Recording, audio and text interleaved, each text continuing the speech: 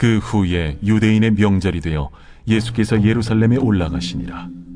예루살렘에 있는 양문 곁에 히브리 말로 베데스다라 하는 못이 있는데 거기 행각 5이 있고 그 안에 많은 병자, 맹인, 다리 저는 사람, 혈기 마른 사람들이 누워 물의 움직임을 기다리니 이는 천사가 가끔 못에 내려와 물을 움직이게 하는데 움직인 후에 먼저 들어가는 자는 어떤 병에 걸렸든지 낫게 됩니다. 거기 38해 된 병자가 있더라. 예수께서 그 누운 것을 보시고 병이 벌써 오래된 줄 아시고 네가 낫고자 하느냐? 주여, 물이 움직일 때에 나를 못에 넣어주는 사람이 없어 내가 가는 동안에 다른 사람이 먼저 내려가나이다. 일어나 네 자리를 들고 걸어가라. 그 사람이 곧 나아서 자리를 들고 걸어가니라. 이날은 안식일이니 유대인들이 병 나은 사람에게 안식일인데 내가 자리를 들고 가는 것이 옳지 아니하니라. 나를 낫게 한 그가 자리를 들고 걸어가라 하더라. 너에게 자리를 들고 걸어가라 한 사람이 누구냐? 고침을 받은 사람은 그가 누구인지 알지 못하니 이는 거기 사람이 많으므로 예수께서 이미 피하셨습니다. 그 후에 예수께서 성전에서 그 사람을 만나 이르시되 보라, 네가 나았으니 더 심한 것이 생기지 않게 다시는 죄를 범하지 말라. 그 사람이 유대인들에게 가서 자기를 고친 이는 예수라 하니라. 그러므로 안식일에 이러한 일을 행하신다 하여 유대인들이 예수를 박해하게 된지라. 예수께서 그들에게 이르시되 내 아버지께서 이제까지 일하시니 나도 일한다. 유대인들이 이로 말미암아 더욱 예수를 죽이고자 하니 이는 안식일을 범할 뿐만 아니라 하나님을 자기의 친아버지라 하여 자기를 하나님과 동등으로 삼으심이로라. 여러분 반갑습니다. 오늘도 큐티로 여는 기막힌 하루입니다. 본문 말씀 요한복음 5장 1절부터 18절의 말씀입니다. 자, 오늘 말씀에서 우리는 38년 된 병자를 만나주시고 고쳐주시는 예수님의 모습을 보게 됩니다. 오늘도 이 모습을 통해서 우리에게 주시는 하나님의 음성을 우리가 함께 듣기를 원합니다. 자, 먼저 1절 이하의 말씀에서 예수님이 유대인의 명절이 되어 예루살렘으로 다시 올라가셨다고 합니다. 자, 당시 예루살렘에는 그 안으로 들어가는 여러 개의 문이 있었고 그 문마다 각각의 이름이 있었습니다. 자, 그런데 오늘 본문에 등장하는 예루살렘의 문은 바로 양문입니다. 그리고 그 양문 곁에는 베데스다라고 하는 연못이 하나 있었다고 하죠. 자, 그런데 오늘 말씀해 보니까 이 연못에는 예전부터 전해 내려오는 이 전설 따라 삼천리 같은 한 이야기가 있다고 합니다. 그것은 천사들이 가끔 이 연못에 내려와서 물을 휘젓곤 하는데 바로 그 순간에 맨 먼저 이 연못에 뛰어 들어가는 사람은 무슨 병이라도 다 낫게 된다는 그런 이야기였습니다. 그래서 그곳에는 그 전설 같은 이야기를 믿고 자신의 병을 고치기 위해 찾아온 수많은 병자들이 모여 있었다는 것이죠. 물론 그 이야기는 미신에 불과한 것이고 실제로는 그런 일이 일어나지 않았습니다. 저는 오늘 이 베데스다 연못에 모인 사람들의 모습을 보면서 예전에 한 개그맨이 유행어로 외쳤던 구호가 하나 생각났습니다. 혹시 이 구호를 기억하시는지 모르겠습니다. 1등만 기억하는 이 더러운 세상. 1등만 기억하는 더러운 세상. 기억하시나요? 여러분, 오늘 이 베데스다 연못에 모인 사람들은 몸에 병을 안고 있었기에 이미 세상의 경쟁으로부터 도태된 사람들이었습니다. 그런데 기가 막힌 것이 무엇입니까? 그렇게 세상에서 도태된 사람들끼리 모였더니 그들 안에서 또 다른 경쟁이 시작되는 것입니다. 그리고 그들 사이에서 패자와 승자가 갈리고 또 그 승자들 가운데서도 1등이 생기는 것이죠. 여러분, 이렇게 우리가 사는 세상은 끊임없는 경쟁과 다툼 속에서 서로 피 흘리고 상처 입고 고생과 수고가 반복됩니다. 그런데 누구도 이 경쟁을 멈추지 못합니다. 도대체 왜 사람들은 이 베데스다 연못에 모여든 사람들처럼 이렇게 아프고 힘들고 수고하는 삶을 살아가면서도 이 경쟁을 포기하지 못하는 것입니까? 어떤 심리학자는 이 경쟁이라는 것을 해석하면서 경쟁이란 건강한 사람들의 매우 정상적인 욕구라고 말합니다. 그러나 성경은 결코 그렇게 말하지 않습니다. 성경은 이 경쟁 심리가 결코 정상적인 것도 건강한 것도 아니라는 것입니다. 성경은 이 병적인 경쟁 심리가 우리의 죄로 인한 결과라는 것을 분명하게 가르쳐 줍니다. 사실 죄가 이 세상에 들어오기 전에는 이 세상에 경쟁이라는 것은 존재하지 않았습니다. 왜냐하면 하나님 안에서 이미 충분하고 풍족한 공급이 있었기 때문입니다. 그리고 무엇보다 죄가 들어오기 전 인간의 마음에는 주어진 것에 만족할 줄 아는 자족과 감사의 마음이 있었습니다.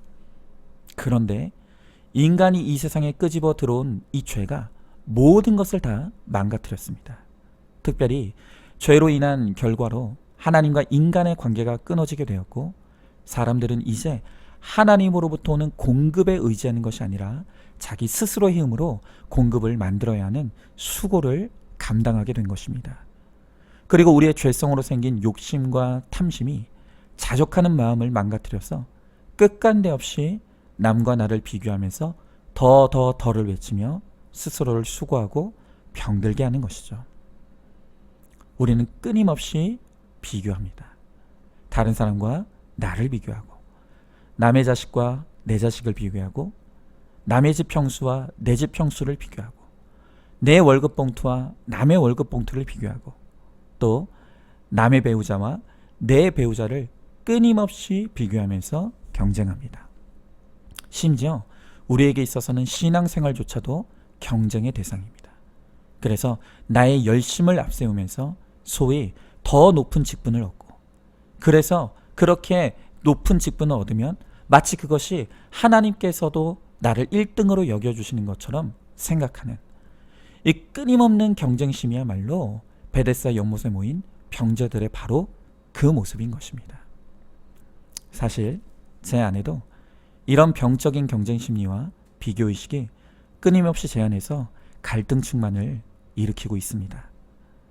그리고 지금 저의 경쟁의식을 가장 부추기는 대상은 바로 제 쌍둥이 형제인 박현성 목사입니다. 제 형님과 저는 쌍둥이입니다. 그래서 태생적으로 늘 사람들로부터 끊임없는 비교와 평가를 받아왔습니다. 그런데 공교롭게도 성인이 되어서도 같은 목회자의 길을 걷게 되고, 거기다가 같은 큐티 목회의 비전을 따라가고 있습니다.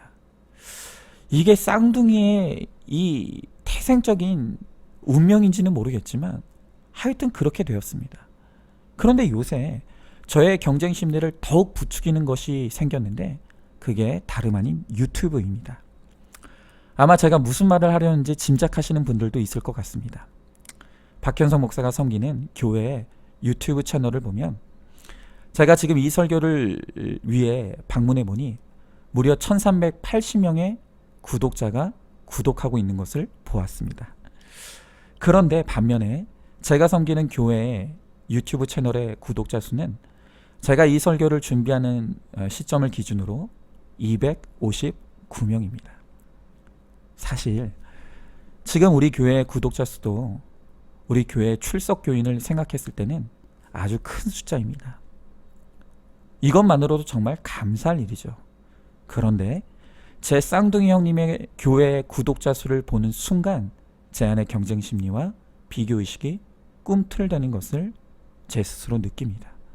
그리고 이미 우리 교회 구독자 수만으로도 충분히 과분한 숫자임에도 그 교회와 우리 교회의 숫자를 비교하게 되는 순간 나는 능력 없고 실패한 목회자이고, 제 형님은 마치 성공한 목회자인 것 같은 그러한 스스로의 열등감에 빠지려고 하는 제 자신을 보게 됩니다.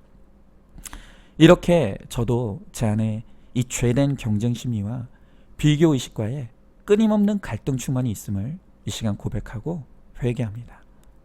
이렇게 우리는 끝없는 경쟁 가운데 뭔가 내가 좀 앞섰는 듯하면 우월감과 교만에 빠지고, 뭔가 좀 뒤처지는 듯하면 한없는 열등감과 패배감에 사로잡힙니다. 결국 그것이 우월감과 교만이 되었든 열등감과 패배감이 되었든 경쟁병에 시달리면서 살아가는 바로 우리가 이 베데스다에 모인 병든 자인 것이죠. 그런 끊임없는 경쟁 속에 정신없이 살아가는 우리 인생의 결론은 수고하고 무거운 짐을 지고 심신이 병든 삶을 사는 것이고, 그리고 무엇보다 예수 없는 우리의 열심의 결국은 멸망과 지옥일 뿐입니다. 자, 질문해 봅니다. 어릴 적 부모로부터 인정과 칭찬의 말보다는 비교와 무시와 책망의 말을 많이 듣고 자라진 않았습니까? 그래서 하나님도 내가 열심히 해야 나를 인정하시고 칭찬하신다고 착각하고 있지는 않습니까? 하나님은 나를 존재 자체로 귀히 여기신다는 것을 믿습니까? 주님 안에서 자족할 줄 아는 마음을 배우시길 소망하시기 바랍니다. 자, 그러면 어떻게 사람들은 이 경쟁병에서 영육간에 병든 우리가 치유를 누릴 수가 있겠습니까? 사실 오늘 본문에는 그 치유의 길과 방법이 여러 곳에 힌트처럼 숨겨져 있습니다. 특별히 오늘 말씀에 등장하는 문이 양의 문이라고 했습니다. 그런데 이 양의 문은 매우 상징적인 영적 의미가 있습니다. 그것은 우리가 후에 보게 될 요한복음 10장 7절을 보면 예수님은 당신 스스로를 가리켜서 나는 양의 문이다 라고 말씀하십니다.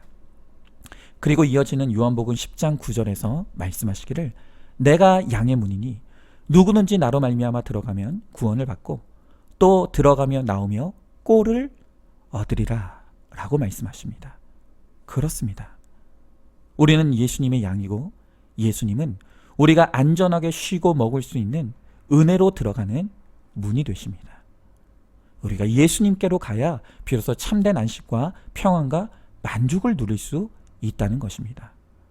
그래서 또한 예수님은 마태복음 11장 28절에서 말씀하시기를 수고하고 무거운 짐진 자들아 다 내게로 오라. 내가 너희를 쉬게 하리라 라고 말씀하십니다. 여러분, 오늘 이 베데스다에 모인 사람들은 정말 불쌍한 사람들입니다. 그러나 이 말을 오해하지 말 것은 이들이 불쌍한 이유가 그들이 육신의 병이 들었기 때문이 아니라 그렇게 심신이 병들고 지쳐 있으면서도 여전히 일만에 남아있는 자기의 힘으로 또다시 경쟁하려고 하고 자기 열심으로 1등하겠다고 달려가면서도 결국 양의 문이 되시는 예수님께로 가지 못하는 바로 그것이 그들의 불쌍한 이유인 것입니다. 그래서 오늘 예수님과 38년 된 이 병자의 만남은 그 자체가 큰 메시지인 것이죠. 여러분, 이 병자는 병도 오래되었지만 무엇보다 누가 도와주지 않으면 자신의 몸을 움직일 수 없는 사지 마비자입니다. 그러니까 이 병자는 자기 자신에 대해서는 어떤 소망이나 힘도 남아있지 않은 철저하게 무능한 사람이라는 것이죠. 그런데 예수님께서 이곳에 모인 그 많은 병자들 가운데 바로 이 38년 된 병자를 만나주셨다는 것입니다. 여러분, 이것이 무엇을 의미하겠습니까? 결국 양의 문이 되시는 예수님 안에서 구원의 은총을 누리는 사람, 그리고 그 안에서 참된 안식과 평안을 누리는 사람은 바로 이 38년 된 병자처럼 나의 무능함을 깨닫고 내가 하나님의 도우시는 은혜가 아니면 살아갈 수 없다는 것을 인정하는 가장 밑바닥으로 내려간 사람, 그리고 그 밑바닥에서 겸손을 이룬 사람이 바로 예수님을 만나고 예수님이 공급해 주시는 은혜를 누릴 수 있다는 것입니다. 여러분, 이 시간 우리의 병든 것을 직면하시고 인정하시기 바랍니다. 특별히 경쟁병과 비교병에 걸린 나를 인정하시기 바랍니다. 또한 내 힘으로 이기고 이기려는 헛된 열심병에 걸린 나를 인정하시기 바랍니다. 또한 마지막으로 그렇게 내 힘으로 행복을 성취하고 심지어 구원도 내 열심으로 얻을 수 있다고 착각하는 우리의 교만병을 인정하시기 바랍니다. 그리고 내가 바로 이 38년 된 병자임을, 하나님의 도우심 없이는 나는 아무 가망도 없는 인생임을 겸손히 고백할 수 있게 되길 바랍니다. 그러므로 양의 문이 되시는 예수님께 들어가 주님이 공급해 주시는 참된 평안과 쉼을 누리고 구원의 큰 복을 누리는 저와 여러분 우리 모두가 되기를 소망합니다. 자, 질문해 봅니다. 나는 지금 어떤 병에 걸려 있습니까? 이 38년 된 병자처럼 내 자신이 어떤 소망도 가능성도 없는 철저히 절망적인 존재라는 것을 인정하십니까? 양의 문이 되시는 예수님만이 나에게 참된 쉼과 안식 그리고 구원을 베푸시는 유일한 공급자임을 믿습니까? 이제는 나를 병들게 하는 헛된 몸부림을 그치고 나의 남은 힘으로 예수님께 나아가 예수님 안에 거하시는 우리 모두가 되기를 바랍니다. 자, 이제 결론적으로 17절에서 예수님은 말씀하시기를 내 아버지께서 일하시니 이제까지 일하시니 나도 일한다 라고 말씀하십니다. 그렇습니다. 내가 나를 위해 일하는 사람은 일만 하다 고생하고 수고하고 병드는 인생에 그리고 최후에는 멸망하는 인생이 될 수밖에 없습니다.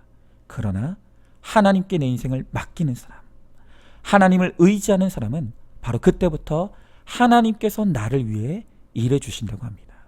자, 여러분, 우리는 대통령이 나를 위해 일해 주겠다는 약속만 받아도 그것이 얼마나 대단한 빽이 됐는지를 압니다. 하물며 전능하신 하나님께서 나를 위해 일해 주시겠다고 하시니 이보다 더 든든하고 확실한 소망이 어디 있겠습니까? 물론 그렇다고 우리가 오해하고 착각하지 말아야 될 것을 하나님께 맡기면 하나님이 나를 위해 일하시니 나는 아무것도 안 해도 된다는 말이 절대로 아닙니다. 성경은 우리의 성실과 하나님의 은혜를 둘 다 강조하고 있습니다. 그러나 중요한 것은 우리가 아무리 노력해도 결국 하나님의 도우시는 은혜 없이는 우리 인생에 어떤 열매도 맺을 수 없다는 것을 우리가 아는 것입니다. 그리고 반대로 내가 아무것도 할 수 없는 지경에 있다 할지라도 하나님의 은혜가 임하시면 모든 것이 가능하다는 것을 또한 믿는 것입니다. 그러므로 이제는 하나님에 대한 믿음과 신뢰를 가지고 내 인생을 하나님께 온전히 맡겨드리시기 바랍니다. 바로 그럴 때 나를 위해 쉬지 않고 일하시는 하나님으로 인해서 우리가 확실한 구원의 은총을 누리고 주님 오시는 그 날까지 나를 거룩으로 인도하시고 이 땅에서 나를 살게 하시는 하나님의 은혜를 누리는 저와 우리 모두가 되시기를 소망합니다. 자, 질문해 봅니다. 나는 누군가의 도움을 받고 맡기는 것을 부끄러운 것으로 여기고 있지는 않습니까? 그래서 내 주변에 나와 함께할 동역자가 아무도 없지는 않습니까? 내가 하나님께 맡길 때 하나님께서 나를 위해 일해 주심을 믿고 나의 모든 인생을 주님께 맡기시길 바랍니다. 자, 오늘도 1월 12일 보석상자입니다. 영성은 변하지 않는 그 사람으로 인해 내가 변하는 것입니다. 아멘. 오늘도 큐티로 기막힌 하루를 살아내는 하늘가족 공동체 우리 모든 성도님 되시기를 주님의 이름으로 축복합니다.